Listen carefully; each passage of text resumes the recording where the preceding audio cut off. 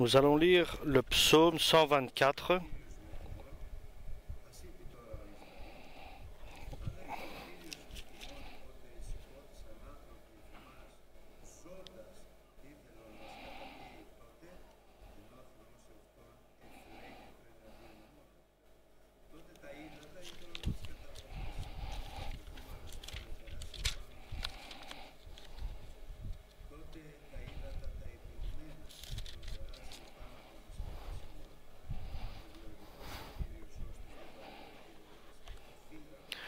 Si le Seigneur n'avait pas été pour nous, qu'Israël répète. Si le Seigneur n'avait pas été pour nous quand les hommes se sont dressés contre nous.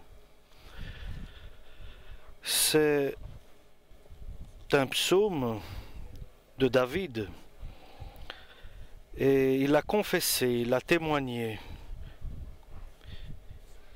en disant que Dieu l'a trouvé, le cherchait et l'a trouvé, car David va accomplir la volonté de Dieu. Et l'apôtre Paul, dans le Nouveau Testament, nous dit que toute l'écriture est inspirée de Dieu et bonne pour être enseignée. Elle est bonne, la parole de Dieu, pour mettre à sa place ceux qui se détournent, pour nous éduquer, pour nous enseigner, pour que nous soyons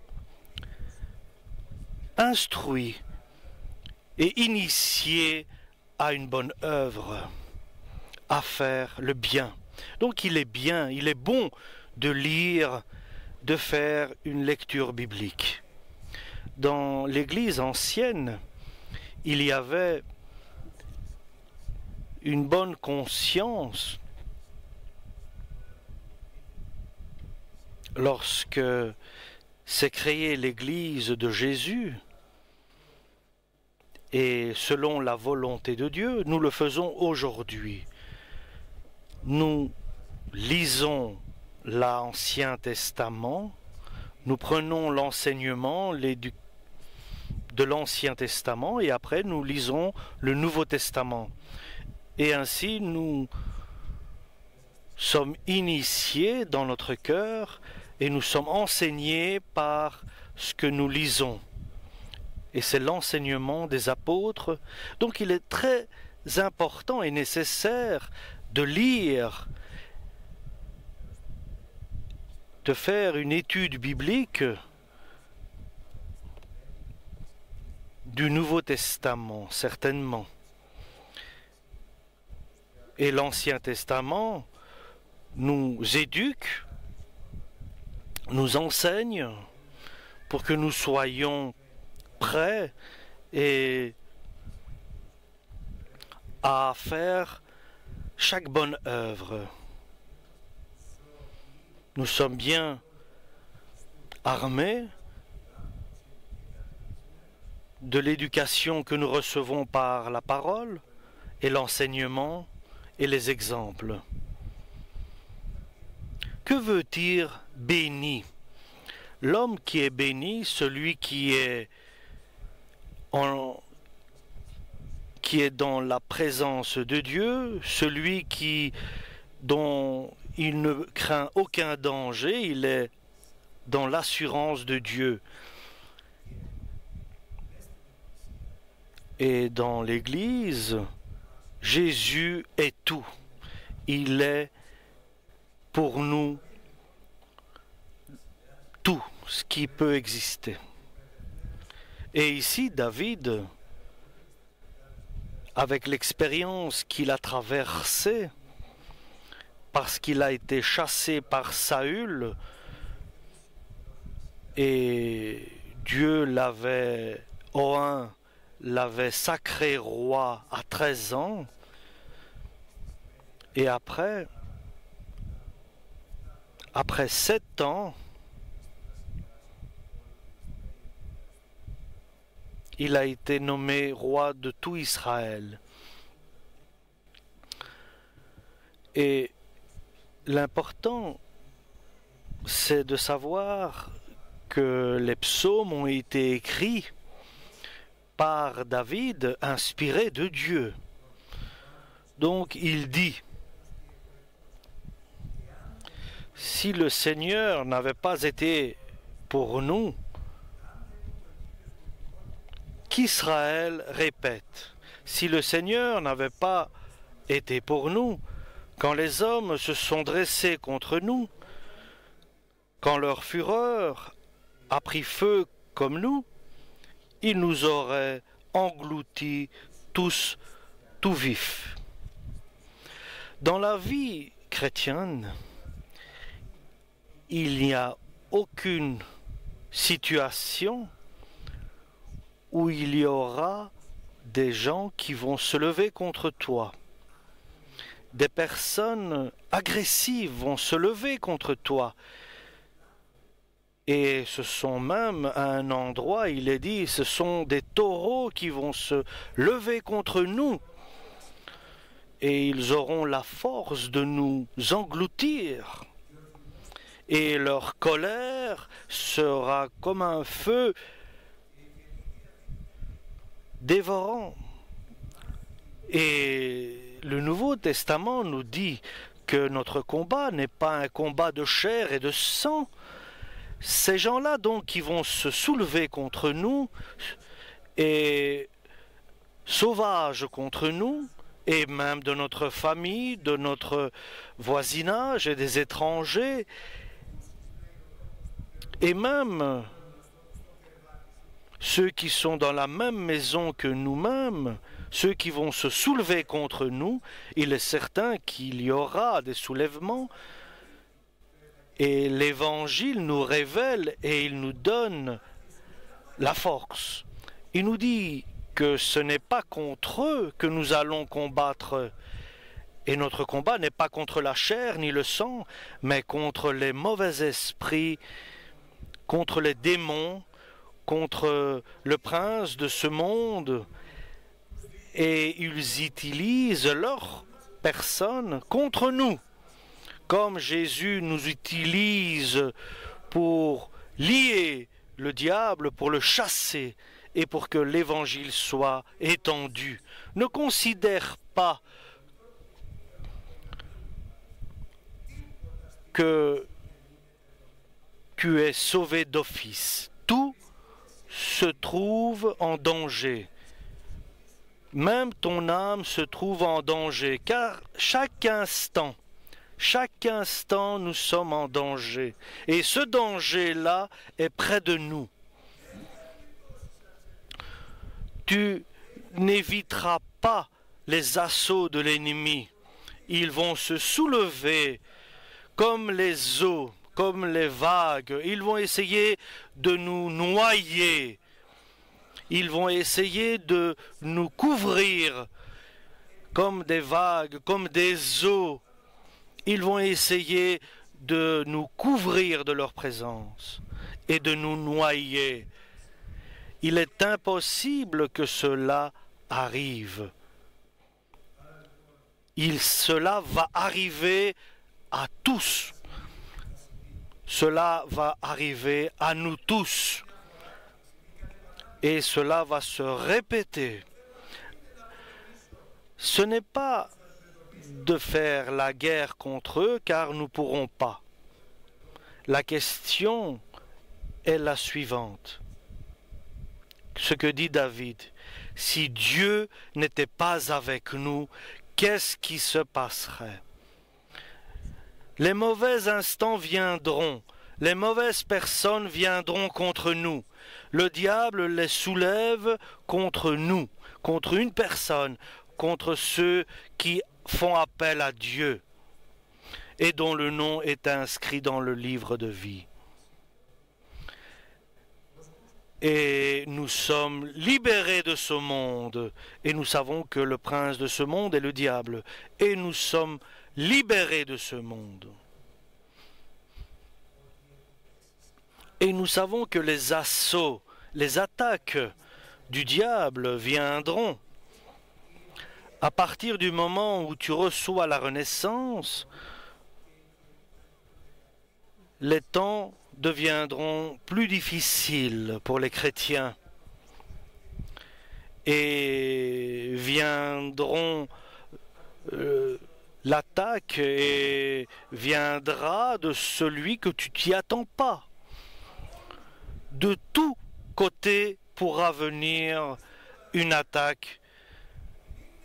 Donc, n'aie pas confiance en personne, mais aie confiance en Jésus-Christ seulement, car tu ne sais pas d'où pourra venir une attaque.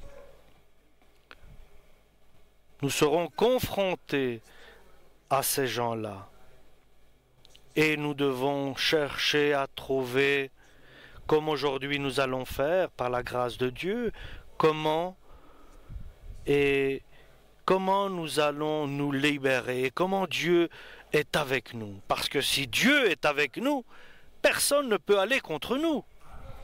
Si Dieu est avec nous, qui peut être contre nous? Donc, ce n'est pas ce que je vais faire, comment je vais aller contre eux, et comment je vais le dire, et je vais les... Nous ne pouvons pas faire des combines avec le diable. Le diable n'aura pas pitié de nous. Mais, au nom de Jésus-Christ, il est vaincu. Nous n'avons pas peur, nous n'avons pas la crainte de lui, car Jésus-Christ a détruit, a brisé le diable sur la croix de Golgotha. Mais, oui, il est encore vivant, il est éternellement vivant, et il a la ruse et la manière pour nous influencer, pour nous détourner et pour nous accuser, pour nous faire peur. Le seul moyen pour être dans la sécurité, c'est que notre Seigneur soit avec nous. Donc, conclusion, nous allons dire, rien dans notre vie, chers frères et sœurs, rien n'est par hasard. Tout ce qui arrive est dans le programme de Dieu. Et nous savons que rien n'est acquis.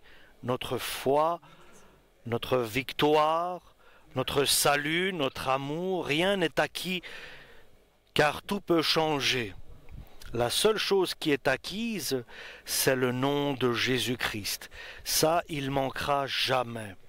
C'est pour cela Dieu nous dit, ça c'est mon commandement à nous. Il nous a donné le droit et le pouvoir d'être des enfants de Dieu, de croire au nom de Jésus-Christ, le Nazoréen, et d'obéir à ses commandements. Si tu aimes ton frère, ton prochain, comme Dieu t'a aimé, moi, je voudrais que le Seigneur soit avec moi. Mais cela, c'est par la grâce de Dieu. Dieu désire quelque chose. Pourquoi? Parce que le cœur de l'homme est corrompu et il nous trompe, le cœur nous trompe et nous sommes responsables de beaucoup de fautes et d'erreurs et nous sommes faibles et nous avons des craintes et nous avons des soucis et nous avons autant de situations qui font que nous sommes éloignés de Jésus. Donc, l'important est de tourner notre regard vers la parole de Dieu pour assurer la connaissance. Parce que il y a la théorie et puis la pratique. Que Dieu soit avec nous pour que nous puissions dire « Béni est Dieu qui ne nous a pas livrés, proie à ceux qui nous haïssent. » C'est Dieu qui ne permet pas que nous soyons une proie pour nos ennemis. Et notre âme a été sauvée, comme un oiseau qui a été sauvé des pièges du chasseur. Et qui est le chasseur? C'est le diable. Et quels sont les pièges? C'est le monde. C'est la chair, notre cœur. C'est notre esprit. Ce sont des situations que Dieu permet. Et il y a des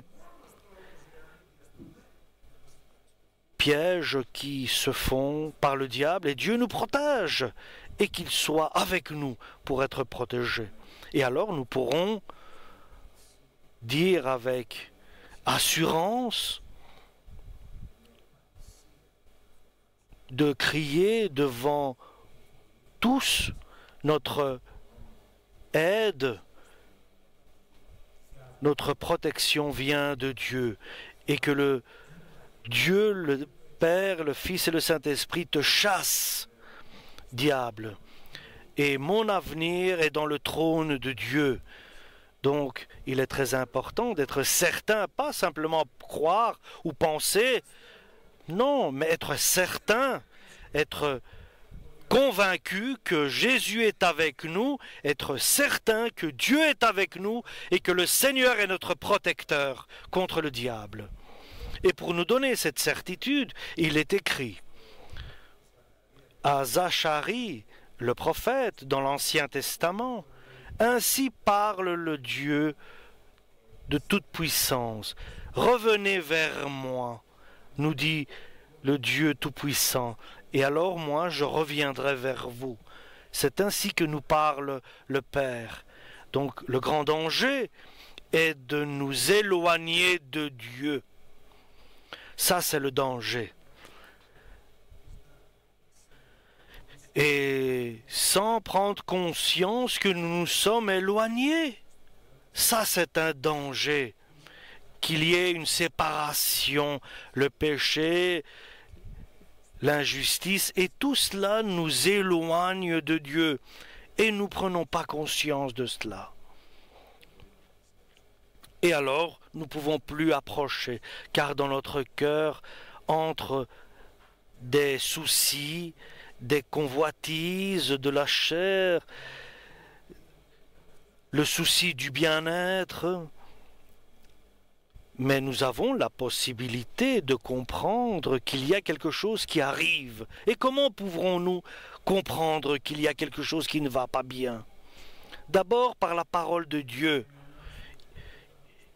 Ils étaient restés à l'enseignement des apôtres. Et en sachant cela et en comparant avec notre vie, nous voyons que nous n'accomplissons pas la volonté de Dieu. Et lorsque je ne me remplis pas du Saint-Esprit, il y a quelque chose qui se passe. Je dois me poser des questions. Et voir si je m'éloigne sans le comprendre de l'Église. Si par exemple je suis absent le jour de la communion avec les frères, il y a quelque chose qui ne va pas en moi de rechercher la solitude au lieu d'être associé avec mes frères dans la prière et dans l'union, et d'être édifié par le Saint-Esprit. C'est ce qui est recherché. Et par les dons du Saint-Esprit évoluer, si nous n'avons pas cela, il y a quelque chose qui se fait. Nous devons être vigilants et prudents. Si Dieu est avec nous et je m'éloigne, alors Dieu s'éloigne de moi aussi. Notre relation se détériore. Et la vie chrétienne n'est pas d'accomplir ce que nous pensons être juste, mais ce qu'il doit être juste par Dieu, faire les commandements de Dieu. L'apôtre Paul nous dit, il dit quelque chose de très important. J'ai accompli mon combat, mon effort, j'ai terminé mon chemin, j'ai gardé ma foi, et maintenant j'attends la couronne de justice. Et Dieu le donnera pas seulement à moi, mais à tous ceux qui recherchent de tout leur cœur la venue de Jésus-Christ. Et ainsi je peux voir dans quelle situation je me trouve. Est-ce que j'attends le Seigneur? Est-ce que je suis inquiet parce qu'il n'est pas encore là? Est-ce que je suis impatient de le voir? Voilà des questions très importantes à se poser. Pour certains, l'enlèvement de l'Église est une histoire. Oui, certains disent oui, bien sûr, cela, oui, j'ai déjà entendu parler de l'enlèvement de l'Église, mais ça va. Dieu veut nous rappeler que viendra l'heure où l'enlèvement de l'Église se réalisera. Nous devons être prêts et pas se préparer le jour où cela s'arrivera. Il sera trop tard. Maintenant que l'enlèvement de l'Église n'a pas encore été accompli. La parole prophétique nous enseigne. Donc la parole nous dit, à toi, à moi, à nous tous, qui sentons qu'il y a des moments dans notre vie où nous ne sommes pas très éloignés, mais nous ne sommes pas tout à fait avec Dieu. Nous sommes tièdes, et nous savons que le danger d'être tiède, la parole de Dieu nous dit, il va nous rejeter. Je ne suis pas assez chaud avec Dieu. J'ai beaucoup de pensées, des soucis. Je n'aime pas trop à écouter certaines choses. Ce n'est pas pour moi.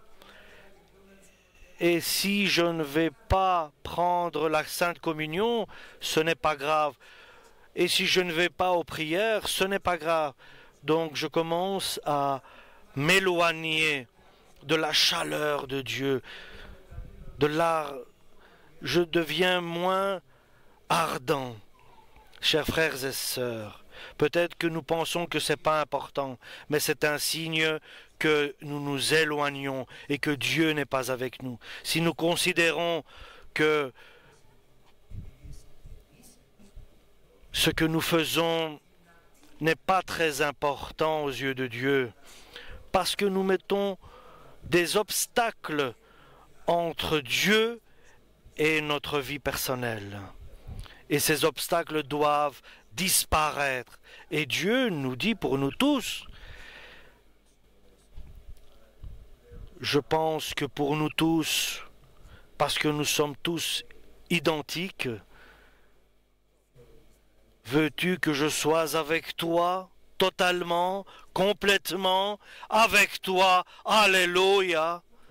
Ainsi parle Dieu le Tout-Puissant, notre Seigneur. Reviens vers Dieu. Et le salut est dans le retour vers Dieu. Et votre salut n'est pas garanti et n'est pas acquis. Oui, j'ai été baptisé à l'eau, j'ai été baptisé au Saint-Esprit, oui, mais comment vis-tu maintenant? Parce que deux seront dans un lit, l'un sera enlevé au ciel et l'autre laissé sur la terre, parce qu'il n'est pas prêt. Deux seront dans le champ, l'un sera enlevé au ciel avec Jésus, l'autre sera laissé dans le champ, parce qu'il n'est pas prêt. Donc il est important de nous préparer. Et la préparation, c'est un salut. Et pour que je sois sauvé, pas seulement penser que je crois et que je fantasme que je sois sauvé, mais réellement sauvé. Et de revenir et vraiment, et que mon âme soit en paix. Qu'il y ait la paix dans mon cœur, que je sois sauvé. Alléluia. Ou bien il y a-t-il dans ton cœur un souci?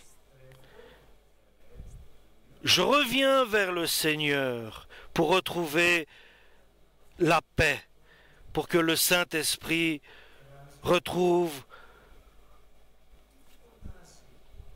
la paix. Et que dit ma bouche du trop-plein de mon cœur? Est-ce que ma bouche fait de remerciements? Il révèle la reconnaissance de Dieu, le remerciement, ou bien je juge? Donc, nous devons revenir vers Dieu pour être remplis de la présence de Dieu et que le trop-plein de notre cœur soit la gloire de Dieu. C'est louer Dieu. Alléluia. Ça, c'est ce qui est recherché. Donc, il est indispensable que nous puissions revenir vers notre Dieu. Si tu es dans le trouble, si tu as des troubles, si tu as des soucis, si tu n'as pas du calme, si tu n'as pas de la patience et que tu es dans les soucis, pose-toi des questions. Reviens dans la paix du Seigneur. Et le Saint-Esprit se reposera en nous, avec nous. C'est le début de la préparation pour l'enlèvement de l'Église. Donc, si nous revenons et nous nous repentons et reconnaissons nos fautes et nos faiblesses, et tout cela attriste le Saint-Esprit par notre comportement, alors viendra la paix et le calme en nous. La paix du Seigneur viendra en nous.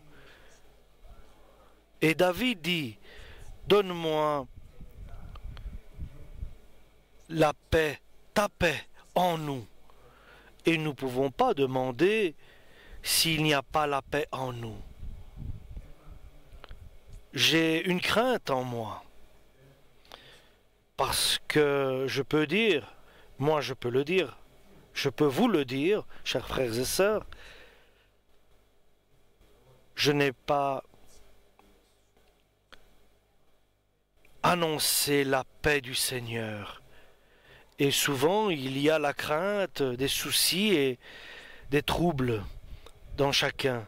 Nous devons revenir dans la sérénité du Seigneur. Alléluia. Je voudrais que la paix de Dieu et la sérénité de Dieu viennent en moi.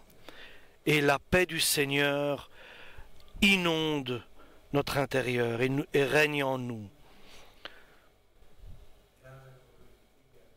Si d'abord la paix de Dieu ne vient pas envahir ta personne, tu dois revenir vers Dieu. Et alors, lorsque la sérénité et la paix de Dieu viennent en toi, alors tu seras certain que Dieu est en nous, est avec nous. Alléluia. C'est comme le jour où nous avons reçu la renaissance. Comment nous étions dans la joie, dans la certitude que Dieu nous a transformés. Et le jour où nous avons été baptisés du Saint-Esprit aussi, avec la paix du Seigneur, la sérénité, le calme.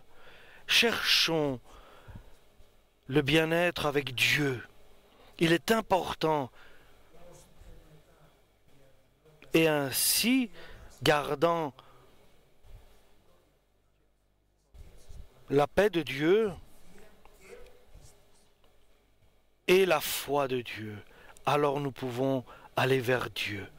Et viendra alors la force de Dieu.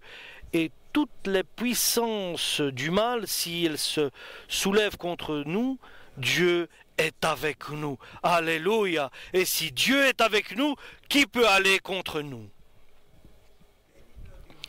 Ce n'est pas que Dieu va nous protéger, mais que Dieu est avec nous. Il nous donnera la victoire par Jésus-Christ, car il est en nous, avec nous. Nous sommes ensemble, unis, et c'est lui qui combattra. Il brisera le diable, il brisera les enfants du diable, il brisera les situations qui viendront contre nous. Et nous dirons, c'est quoi cette montagne devant nous? Il nous dira, c'est une plaine, c'est rien du tout ce que toi tu vois. N'aie pas peur, ne crains pas cette montagne qui se dresse devant toi. C'est une plaine pour moi. Alléluia. Ne crains rien, n'aie pas peur. Je suis avec toi.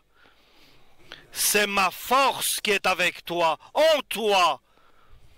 Ma grâce qui est avec toi. Alléluia. Gloire à Dieu.